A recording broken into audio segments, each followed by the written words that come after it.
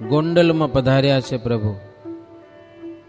મુક્તાનંદ સ્વામી કહે છે શ્રીજી મહારાજ જ્યાં જ્યાં જાય ત્યાં સત્સંગના પોષણની વાતો કરતા હો.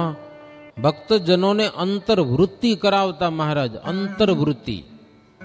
થોડાક પાછા વળીને જુઓ, આત્મા સામે દ્રષ્ટિ કરો, બહાર જ ન ફરો. થોડુંક પાછું વાળીને જુઓ. જેમ પશુ ચરવા જાય છે બપોર પછી પાછા વળે છે, આગળ ને આગળ જતા નથી, એમ માણસે પોતાના જીવનમાં દરરોજ થોડોક પાછા વળીને વિચાર કરવો, મારે શું કરવાનું છે ને શું કરું છું. ખોટું તો નથી થતું ને, કાંઈ ભોગવું પડે એવું તો નથી થતું ને, મારા મહારાજની આજ્ઞા લોપાતી તો નથી ને. એવી અંતર્વૃત્તિ મહારાજ કરાવતા લ્યો હરિભક્તો પાસે. અને એવી ચમત્કારિક વાતો થતી. ક્યારેક તો આત્માનંદ સ્વામીના ચમત્કારની વાતો કરતા મહારાજ, ક્યારેક રામાનંદ સ્વામીના ચમત્કારની વાતો કરતા. બ્રહ્મ અને પરબ્રહ્મનું જ્ઞાન કરાવતા. જપ તપ તીર્થ વગેરેનું ફળ પ્રગટ ભગવાન મળે એ જ છે એવી પણ મહારાજ વાતો કરતા. તથા સંત અને હરિભક્તોને શ્રીહરિની સેવા આત્માથી અધિક છે એમ મહારાજ સમજાવતા. बड़े सिद्ध जब ध्यान में जावे, पीछे दंभ सब बात रहावे, दंभ से मोक्ष न होवत कबही, बात निश्चय कर जानना सबही. જગતમાં મહારાજ કે મોટા મોટા સિદ્ધ હોય, ખરેખર સિદ્ધ જ હોય હો, સમાધિ ભલે કરતા હોય પણ એ હોય ત્યાં સુધી હોય, અને જાય પછી વાહે તો પાખંડ જ ચાલે હો. દંભની જ વાતો થાય, અને દંભની જ્યાં વાતો થાય ને ત્યાં મોક્ષ હોય જ નહીં માની લેવું. જ્યાં દંભ થાય છે ત્યાં મોક્ષ નામની વસ્તુ નથી જ રહેતી. જેમ દિવસે ચોરનું જોર બહુ ચાલતું નથી, ચોર છે રાત્રે જ એનું જોર હાલે હો. તેમ ઇન્દ્રિયો અંતઃકરણ રૂપી ચોરનું બળ જ્યાં સત્ય હોય ત્યાં સુધી ટકે નહીં. બધા સત્યનું પાલન કરે ત્યાં સુધી ઇન્દ્રિયો અંતઃકરણ એનું બળ હાલે છે. કુમાર્ગે લઈ જઈ શકતા નથી આ ઇન્દ્રિયો અંતઃકરણ. એમ રામાનંદ સ્વામી મહારાજ કે અમારા ગુરુ જેમ કહેતા એ અમે તમને કહીએ છીએ. એ ધર્મનો સેતુ બાંધીને જનોનો મોક્ષ કરવા કળિયુગમાં એ રામાનંદ સ્વામી સાક્ષાત ઉદ્ધવના અવતાર હતા અને એ પ્રગટ થયા હતા. એમ શ્રીજી મહારાજે રામાનંદ સ્વામીની પણ ઘણીવાર વાતો કરતા. ત્યાંથી મહારાજ આગળ ભાદરા ગામ થઈ પીપળી ગામ ગયેલા છે. મોરબીથી પશ્ચિમ દિશામાં આવ્યું હો પીપળિયા ગામ. ત્યાં એક ગણેશ ભગત હતા અને એના બેન માનબાઈ. આ બંને ભાઈ અને બેન પ્રગટ ભગવાન કેમ મળે એને માટે બહુ પ્રયાસો કર્યા હો. થોડેક દૂર સંન્યાસીનો એક મઠ હતો, એમાં સંન્યાસી મહારાજ રહેતા હતા, બહુ સમર્થ હતા. એનાથી પહેલા એક સંન્યાસી એને મળ્યા હતા, ગીતાનો પાઠ લેતા હતા, પણ એની વૃત્તિ થોડી ખરાબ દેખી એટલે એને મૂકી દીધા. પછી આની પાસે આ થોડુંક દૂર, પણ દરરોજ સવારથી આવી જાય, આખો દિવસ આશ્રમની સેવા કરી. એક દિવસે મહાત્માએ પૂછ્યું કે તમે નિસ્વાર્થ ભાવે આટલી બધી સેવા કરો છો, તમારા મનમાં ઈચ્છા શું છે? તો કે બસ પ્રગટ ભગવાન મળે એવી અમને ઈચ્છા. બહુ હોંશ હતી, ભગવાન મળી જાય એમ. આપણે હોંશ નથી, ભગવાન મળે એવી આપણે એટલી બધી હોંશ નથી હો. એને તો અતિશય હોંશ, કેમ ભગવાન મળે એમ. એને માટે સાધુ સંતો બાવા અતિથિ તીર્થવાસી જી આવે ને ગામમાં એને ભાવથી જમાડે હો. ઘરે લઈ જાય, પ્રેમથી જમાડે. ભેખમાં ભગવાન હોય એમ માની કરીને ભેખ માત્ર ને જમાડે. દોડી દોડીને ભેખની સેવા કરે, પણ ભગવાન મળે. ત્યારે એ સંતે કીધું કે તમને ભગવાન મળશે, હું હવે 4 દિવસમાં આ લોકમાંથી અદૃશ્ય થઈ જવાનો છું, મારો દેહ પડી જશે, તમે ઘરે જ રહેજો, બીજે ક્યાં હવે જતા નહીં. અને જે તીર્થવાથી કોઈ આવે તીર્થવાસી રાત્રે તો એને જમાડજો, કોઈ ઉતારા પાણી આપજો, આટલું કરજો, તમને ભગવાન મળશે. એમ મોટા સંતે કીધું ને ત્યારે માનબાઈ અને ગણેશ ભગતને બહુ આનંદ થયો. અને પછી હાજે દરરોજ ચોરા માટો મારવા જાય. કોઈ આવ્યો છે માણસ તો એને ખાસ જમાડે, ઘરે ના આવે તો ત્યાં લઈ જાય, જમવાનો રોટલો બનાવીને એને જમાડે, એવી સેવા કરે. એમાં એક દિવસ કરજીસણના નાના ભાઈ મહારાજ કચ્છમાં હતા, ભુજમાં, અને દર્શન કરવા જતા હતા. રસ્તામાં પીપળિયા ગામ આવ્યું. ગામના ચોરામાં ઉતરેલા હશે. કોઈકે કીધું ગણેશ ભગતને કે આજે કોઈક ભગત આવ્યો લાગે છે, કે ભૂખ્યા હતા, બીજે દિવસે રાત ત્યાં રોકાવી હતી. ખબર પડી ભગત ગયા, હાલો અમારા ઘરે જમવા. લઈ ગયા, એને ઘરે જમાડ્યા. પછી બેઠા હતા, વાતો થઈ, ક્યાં જાઓ છો, શું કાંઈ, ક્યાં ના છો, બધી થોડીક પૂછા તો થાય ને. ત્યારે કીધું જાઉં છું મારા ગુરુના દર્શન કરવા. કોણ છે તમારા ગુરુ? સાક્ષાત ભગવાન સ્વામિનારાયણ. ભગવાન છે? તમે કેમ એટલે છાના રહી ગયા હો? પ્રગટ ભગવાન છે, અત્યારે કચ્છમાં વિચરે છે. હે પછી તો મહારાજના ચમત્કારની ને પરચાઓને એવી બધી વાતો કરી. ત્યારે ગણેશ ભગત કે અમને કહેજો કે અમને દર્શન દે. કીધું ના, અમે તલસીએ છીએ, પ્રગટ ભગવાનના દર્શન થાય. તમારે જેવા ભગત અમારા ઘરે આવી ગયા, અમારા ભાગ્ય ઉદય થઈ ગયા. એને માટે તો કેટલાયને જમાડ્યા હશે ને કેટલાયની સેવા કરી હશે હો. અને ભગત પછી બીજે દિવસે ગયા ભુજમાં, મહારાજને વાત કરી કે બે મુમુક્ષુ છે અને તમારા દર્શનને માટે તલસે છે. હા, જે વાત કરીને તો મહારાજ રાતોરાત નીકળ્યા. લો, આમ તો અંતર્જામી છે, જાણે છે, છતાં પણ સવારે વહેલી સવારે તો મહારાજ પહોંચી આવે. એના ગામની ઉત્તર દિશામાં એક મોટું સરસ મજાનું સરોવર, આજે પણ એની પહાડ ઉપર મોટા મોટા ઝાડવા છે. મહારાજ આવીને પહાડ ઉપર બેઠા હતા હો. સરોવરમાં સ્નાન કરી ગણેશ ભગત સ્નાન કરવા ગયા ને તેજોમય મૂર્તિ જોઈ હો. પછી તો મહારાજને લઈ ગયા છે ઘરે. બહુ સેવા કરી હો. અને મહારાજના આશ્રિત થયા, સત્સંગી થયા. આજે પણ એનું ઘર પ્રસાદીનું એ પીપળિયા ગામ જાઓ ને ત્યાં ઓલો ઘેટુડો પ્રસાદીનો, મહારાજ ઘેટુડા ઉપર બેસી ગયા હતા. લ્યો, એ પ્રસાદીનો છે. ખાંડડીઓ લગભગ એ ગોખલો પ્રસાદીનો છે પીપળી ગામમાં. તો શ્રીજી મહારાજ એને દર્શન દેવા માટે ત્યાં પધાર્યા છે. એ ધ્યાનમાં શ્રી કૃષ્ણની મૂર્તિને અખંડ દેખતા એવા એ ભગત હતા. પછી મહારાજ ઓળખાણા. પછી શ્રીજી મહારાજનું ધ્યાન કરતા. મહારાજ ત્યાંથી રણ ઉતરી વાગડ દેશમાં ગયા. ધમડકા ગામમાં પ્રભુ પધાર્યા છે. જાડેજા રાજા સન્મુખ આવીને પ્રભુને પગે લાગ્યા છે, રાયધણજી વગેરે. મહારાજને કીધું, મહારાજ પધારો પધારો. દરબારમાં પધરાવ્યા, જમ્યા. મહારાજ નિરાંતે બેઠા. રાયધણજી કે પ્રભુ, અમને વર્ષમાં તમે એકાદ વાર દર્શન આપો ને, 1 થી 2 વાર, ત્યારે અમારા અંતરમાં શાંતિ રહે છે હો. વર્ષમાં 1 થી 2 વખત મહારાજ પહોંચી જ જતા. લ્યો, એવા ભક્તો પ્રેમીલા હતા. બહુ મહારાજની પૂજા કરેલી છે. 4 દિવસ શ્રીજી મહારાજ ધમડકામાં રહીને ત્યાંના ભક્તોને આનંદ પમાડ્યા. ત્યાંથી શ્રીજી મહારાજ ભુજનગર પધાર્યા છે. ભુજનગર તો મહારાજને બહુ પ્રિય હતું. જોકે આખો કચ્છ દેશ, એમાં પણ ભુજ વિશેષ.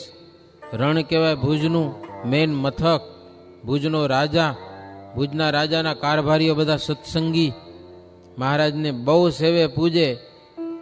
નહીતર આપણે એક વિચાર કરીએ તો ભુજ માટે મહારાજ આવા નન્નાણ દેવ પધરાવે એ વસ્તુ તીદીના સમયમાં શક્ય નહોતી. કચ્છમાં કાંઈ સત્સંગ હતો જ નહીં એમ. છતાં પણ સુંદરજીની હીરજી એની પ્રાર્થનાથી મહારાજે નરનાણ દેવ પધરાવી દીધા હો ભુજમાં. બહુ નાનું મંદિર હતું, એક શિખરવાળું. શિખર પણ પાછળથી થયું, તેથી શિખર પણ નહોતું. આમ નાનો એક ડેલો કહીને તો કહેવાય એવું મંદિર બનાવ્યું હતું. 1 જ વર્ષમાં મંદિર બનાવ્યું હતું, 1 વર્ષમાં. જાડી દિવાલો કરી અને વૈષ્ણવાનંદ સ્વામી. દરવાજો કેટલો હતો? 20 ઇંચનો દરવાજો, માત્ર 20 ઇંચનો. 2 કમાડિયા આવે ને, 10 બાય 10 ઇંચના કમાડિયા 2. આજે પણ એ સાક્ષી પૂરે છે કે આટલું નાનું મંદિર હતું. અને બજારમાંથી જવાય અને દર્શન કરીને પાછા બારે, એટલું જ મંદિર.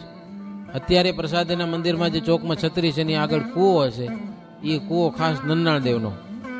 મહારાજ નન્નાળદેવ પધરાવ્યા ત્યારે એમાંથી પાણી કાઢીને નન્નાળદેવને અભિષેક કરેલો. અને બાજુમાં કૂવો છે એ રામચંદ્રજીનો કૂવો છે. રામનું મંદિર હતું.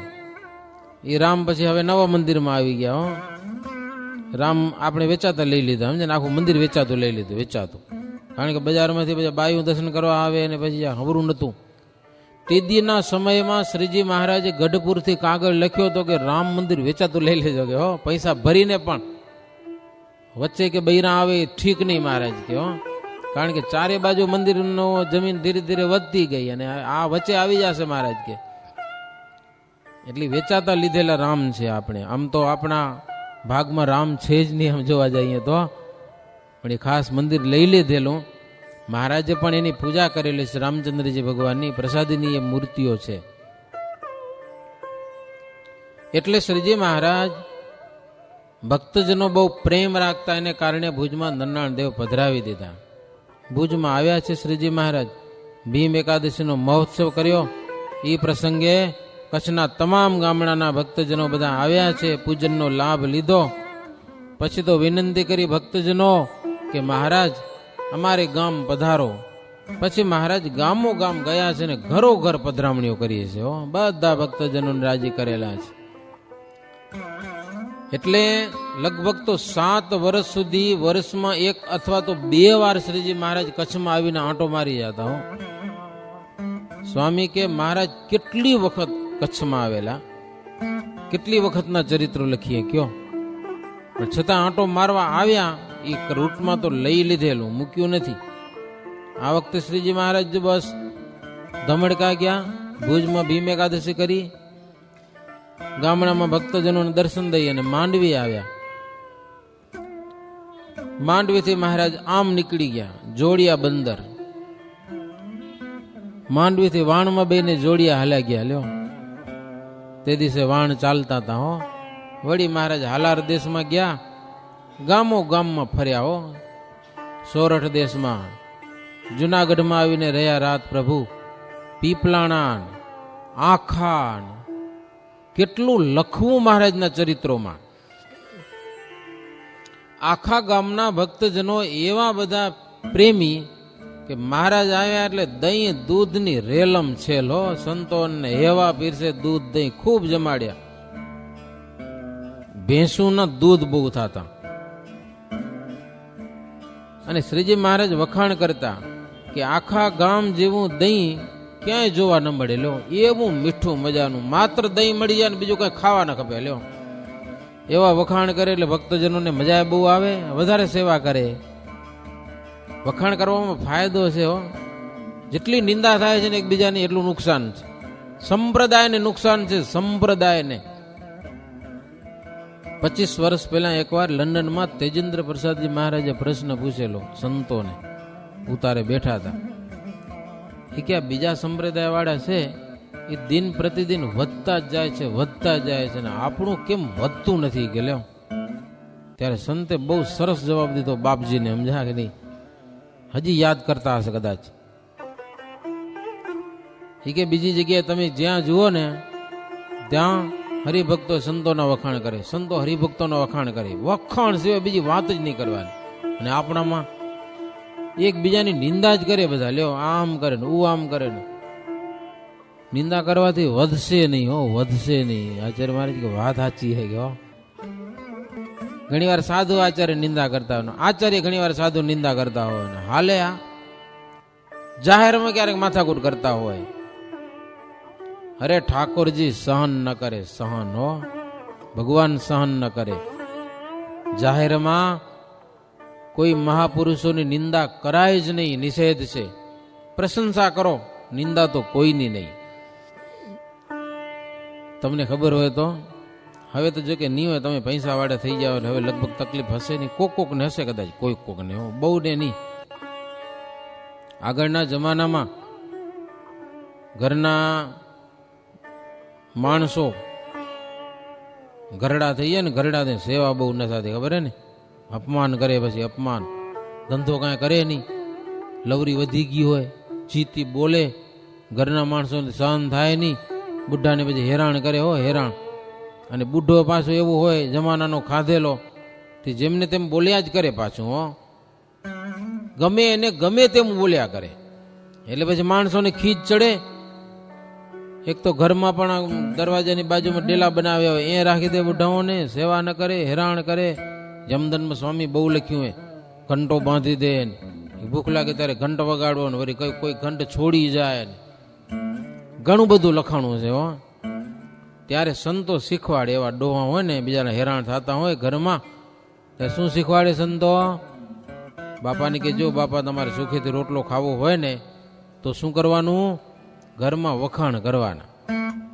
છોકરાના ઘરના ભલે ખાવા ન દેતા હોય ને તોય બીજા માણસોની આગળ એના વખાણ કરવાના. અમને તો અમારી તો બહુ સેવા કરે છે. હો, સારામાં સારો તાજો રોટલો ઘડી દે. ભલે ન દેતા હોય, 2 દિન રોટલો ખાવા દેતા હોય, પણ સંતો કે તમારે વખાણ જ કરવાના. હો, અને વખાણ કરે એટલે ન મળતો હોય ને રોટલો તો રોટલો મળવા મળી જાય. હો, વખાણમાં આટલો લાભ છે, એમ નિંદા કરવામાં તો મોટું નુકસાન છે.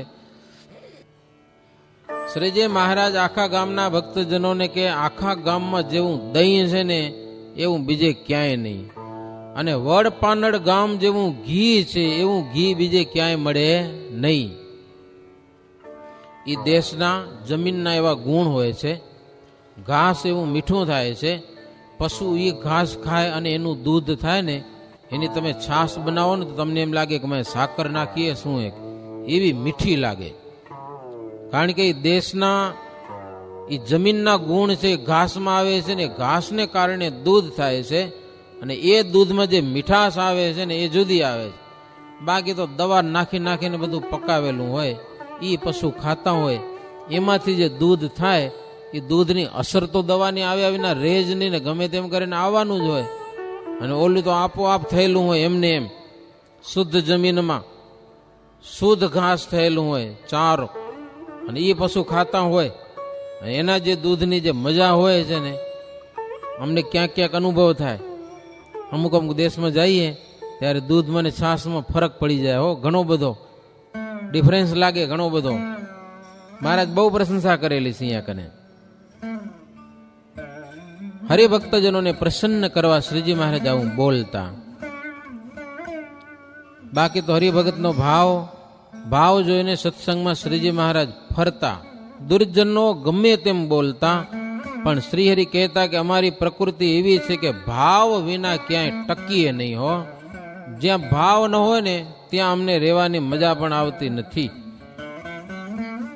ત્યારે હરિભક્તો કહે છે મહારાજ ભાવ કે અભાવની અમને કાંઈ ખબર જ નથી પડતી. અમે એવા છીએ. હા, હો, ભાવ કેને કહેવાય, અભાવ કેને કહેવાય એ અમને કાંઈ ખબર નથી. એ અમને સમજાવો પ્રભુ કે હો, અમારે શું કરવું, કેમ ન કરવું, તમે કયો એ પ્રમાણે કરીએ. ત્યારે શ્રીહરિ કહે છે કે ચિંતામણીનો પથ્થર એવો છે કે સંકલ્પ કરો તો તમને બધી વસ્તુ મળે. માત્ર એક પથ્થર જ છે આમ તો, પણ ચિંતામણી છે. તમે જે સંકલ્પ કરો એ સંકલ્પ બધું મળે. એમ શ્રીજી મહારાજ કે આપણે સત્સંગમાં છીએ, હરિભક્તોએ પરસ્પર જો ભાવ પ્રેમ હોય ને તો આ સત્સંગ ચિંતામણી જેવો હોય છે. અને પરસ્પર કુભાવ, કુદ્રષ્ટિ, અવગુણ ભાવ જો આવી જાય તો આ સત્સંગમાંથી ચિંતામણીનો લાભ મળતો નથી. એટલા માટે મહારાજ કે પરસ્પર પરમ ભાવ રાખવો મોટો લાભ છે. હરિભક્તોએ પરસ્પર સુહૃદપણું રાખવું. સુહૃદપણું છે એ અમારો પ્રાણ છે. મહારાજ કે અરુચિ અને દંભ એને અમે શત્રુ માનીએ છીએ. માટે એવો ભાવ રાખી અને પોતપોતાના નિયમ પ્રમાણે વર્તે. જે નિયમમાં વર્તે તેનો કોઈ દી અભાવ લેવો નહીં, અને નિયમ ભંગ કરે એનું તો ક્યાંય ઠેકાણું નથી. કયો એનું ક્યાંય ઠેકાણું નથી નિયમ ભંગ કરનારાનું. સંતો, સાચા સંતો અને સાચા ભગવાનના ભક્તો એની સાથે જે મેળ ન રહે એ દ્રોહ છે, એ અભાવ છે. એની સાથે મેળ નહીં, એની સાથે બોલવું ચાલવું ન ગમે, એ દીઠો ન ગમે, આ ભાવ છે, દ્રોહ છે. અને એવા ભગવાનના સાચા સંત અને ભક્તોની સાથે જેટલું સરળપણું રહે તેટલું એનું મન શુદ્ધ રહે છે એમ જાણવું. આ બધી સમજણની મહારાજ ઘણી બધી વાતો કરેલી છે. મહારાજ કે હરિભક્તો, ગુરુ અને સંત એ બધા મોક્ષના દ્વાર છે હો. એટલે એમાં બુદ્ધિ સારી રાખવી. થોડો જાજો ગુણ ભગવાનના ભગતમાં દેખાય ને, થોડો જાજો ગુણ સંતમાં કે, તો એને પર્વતની સમાન, મેરુની સમાન કેવો, તો શુદ્ધ મનવાળો થઈ જાય હરિભગત હો. થોડો ગુણ જોઈને પણ ઘણો કેવો. કપલ અને કુટિલપણું રહે ત્યાં સુધી શ્રીહરિ તેની પાસે બદ્રિકાશ્રમ વગેરે સ્થળે તપ કરાવે છે. લ્યો, એ તપ તો અઘરું હોય મહારાજ કે બહુ. અત્યારે જો તમને સંતો ભક્તોમાં દિવ્ય ભાવ જાગી જશે તો પછી તપ નહીં કરવું પડે. અત્યારે જો ભાવમાં ફેર રહ્યો તો મહારાજ કે બદ્રિકાશ્રમમાં મૂકશું અને ત્યાં હજારો વર્ષો સુધી તપ કરવું પડશે. હજારો વર્ષો સુધી. તો તપ કરતા પણ સંતના ગુણ ગ્રહણ કરવાને એનું બળ વધારે છે. અત્યારે સંત કે ભગવાનના ભક્તોમાં જો દિવ્ય ભાવ જાગી ગયો તો મહારાજ કે બદ્રિકાશ્રમમાં જઈને તપ નહીં કરવું પડે ને. એ જો ભાવમાં કાંઈક ફેરફાર હશે તો બદ્રિકાશ્રમમાં મૂકશું અને એક બોરું ખાઈને 2 મહિના 4 મહિના કાઢવા પડશે. એક બોરું ખાઈને ને ત્યાં બોરા સિવાય બીજું કંઈ ખાવા નથી મળતું. એટલે મહારાજ કે ત્યાં મૂકી દેશું. જો સત્સંગમાં ભાવમાં ફેર પડશે તો, અને જો સંતનો ગુણ લેશો તો મહારાજ કે તપ નહીં કરવું પડે કે હો. એવી મહારાજ વાતો કરી આખા પીપલાણાના ભક્તજનોને રાજી કર્યા. ત્યાંથી શ્રીજી મહારાજ અગત્રય ગયેલા છે. કણબી હરિભગત પર્વતભાઈ મુખ્ય છે. 2-4 દિવસ ત્યાં રોકાઈ અને ત્યાં પણ ખૂબ આનંદ પમાડ્યા ભક્તજનોને. 10 દિવસ મહારાજ રહ્યા છે હો અગત્રયમાં. 10 દિવસ. ત્યાંથી શ્રીહરિ પંચાળા પધાર્યા છે. ત્યાંના ઝીણાભાઈ, એના ભાઈ ગગ્ગાભાઈ ક્ષત્રિય હરિભગત છે, એકબીજાથી અધિક છે. શ્રીહરિને ભાવથી ને પ્રેમથી જમાડ્યા છે. પંચાળાના ઝીણાભાઈ એને શત્રુઓનો થોડોક ત્રાસ હતો, એનું અનાજ વગેરે લઈ જતા હતા અને ઉપાધિ ઘણી હતી ઝીણાભાઈને. શત્રુઓનો ત્રાસ હતો તો શ્રીજી મહારાજ અવારનવાર આવી અને ઝીણાભાઈની શત્રુઓ થકી રક્ષા પણ કરતા હો. શત્રુઓનો ત્રાસ કેમ મટી જાય એવા શ્રીજી મહારાજ ઉપાયો કરતા અને ત્રાસ થકી શ્રીહરિ બચાવી લેતા. અને કેટલી વાર શ્રીજી મહારાજ એ હેમંતસિંહને બચાવ્યા છે. સત્સંગમાં સરસ હરિભક્તોની શ્રીહરિ સહાય કરે છે હો. ગમે તેમ કરીને મહારાજ પહોંચી જાય સંકટ સમયે. જોકે અંગ્રેજ સરકાર દ્વારા પણ મહારાજ એનું રક્ષણ કરાવેલું છે હો. ત્રાસ હતો ને બધા ઓલિયાઓનો. 500 જણાની પલટણ આવી હતી ને ત્યાં મહારાજે બોલાવ્યા હતા બધાને, અને જે ત્રાસ દેતા હતા એ બધાને ત્રાસ પમાડી દીધા અને સદાયને માટે શાંતિ કરી દીધી હો ઝીણાભાઈને. આ લોકમાં જેમ શ્રીહરિ સહાય કરે છે ને એમ મુક્તાનંદ સ્વામી કે ઉત્તમ રાજન અંત સમયે પણ શ્રીહરિ સહાય કરે છે હો. અંતકાળ સમય થાય ત્યારે ભગવાન સિવાય બીજા કોણ રક્ષા કરવા માટે આવે છે કયો? શ્રીહરિ સિવાય કોઈ સહાય નહીં કરી શકે. પ્રાણ જતી વેળાએ દરરોજ પ્રાર્થના કરવી પ્રભુની કે પ્રભુ અંત સમયે તમે દર્શન દેજો. અંત સમયે પ્રભુ આપણા સિવાય કાંઈ ન દેખાય અંતરમાં, એવી કૃપા કરજો. એમ દરરોજ ભગવાનની પ્રાર્થના કરવી. દરરોજ. અત્યારે તો પ્રભુ ચાલે છે પણ અંત સમયે અમારી સહાય કરજો. ભગવાન સિવાય કોઈ રક્ષા નહીં કરે હો, નહીં કરી શકે. દ્રવ્ય ગમે એટલું હશે અંત સમય કાંઈ નહીં કામ આવે. પત્ની ગમે તેવી હશે તમારામાં હેત પ્રીત વાળી, પણ અંતે કાંઈ કામ નહીં આવે. દીકરાઓ ગમે એવા હશે, પોતરાઓ ગમે તેવા હશે, પણ પ્રાણ જતી વેળાએ કોઈ કાંઈ કામ કરી શકશે નહીં. મહારાજ કે આવી વાત સમજી મોટા મોટા રાજાઓ અનંત સમૃદ્ધિને તુચ્છ માની કરીને હરિનું ભજન કરેલું છે હો. રાજપાટનો ત્યાગ કરી વનમાં જઈ અને હરી ભજ્યા છે. શું કામ? તો કે અંત સમય કાંઈ નહીં રક્ષા કર્યો. એટલે અત્યારે એવો સમય નથી ઘરબાર છોડીને વનમાં હાલ્યું જવું, સમય જ નથી. કળિયુગમાં નિષેધ છે, પણ ઘર બેઠા હરિભજન કરો, બીજું નહીં. ભગવાનની કથા વાર્તા જ્યાં સુધી બને ત્યાં સુધી એમાં મશગુલ રહો, બસ. એના સિવાય બીજું વાતાવરણ ઓછું જીવનને આપો, આવું મહારાજને કહેવાનું છે. ત્યાં થકી શ્રીજી મહારાજ માણાવદર આવ્યા છે. માયારામ વિપ્ર અને ગોવિંદરામ વિપ્રા બંને પાકા હરિભગત હતા. મહારાજને ભાવ અને પ્રેમથી જમાડ્યા છે. એને દર્શન દઈને શ્રીજી મહારાજ ભાડેર, ધોરાજી, જાડિયા, ઉપલેટા, પીપળિયા, સરદાર, બંધિયા, કોટડા, આ બધા ગામડામાં ફરતા ફરતા પાછા કરિયાણા આવ્યા. લ્યો, બહુ પ્રિય ગામ હશે ને. ભક્તજનો દોડીને મહારાજનું સ્વાગત સામયું કરેલું છે. વાજતે ગાજતે પૂરમાં પધરાવ્યા. કાળા મકવાણા નામે કરીને કાઠી હરિભગત હતા. મહારાજને પોતાના ઘરે રાખ્યા છે, કાળા મકવાણા. હો, તે સમયમાં શ્રીહરિની ઈચ્છાથી સંતદાસજી બદ્રિકાશ્રમ જઈ અને ત્યાં આવ્યા છે. સિદ્ધ દશાને પામેલા સંત. હો, શ્રીજી મહારાજ ઉપર તેમને જેવું હેત હતું ને તેવું જ શ્રીહરિને સંતદાસજી ઉપર હેત હતું. ભુજના હમી સરોવરમાં સ્નાન કરતા કરતા ડૂબકી મારી અને બદ્રિકાશ્રમમાં ચાલ્યા ગયા હતા. ત્યાં ઘણું રોકાણા સંતદાસજી. ત્યાં નરનારાયણ ભગવાનની સભામાં ઋષિ મુનિઓની આગળ શ્રીજી મહારાજના ચમત્કાર અને પરચાઓની વાતો સંતદાસજીએ ત્યાં કરેલી છે. હો, હા, એ બધા સાંભળીને એવા રાજી થાય. હો, આવી વાતો અમને ક્યારે સાંભળવા મળે. ત્યાંના ઋષિ મુનિઓ બદ્રિકાશ્રમના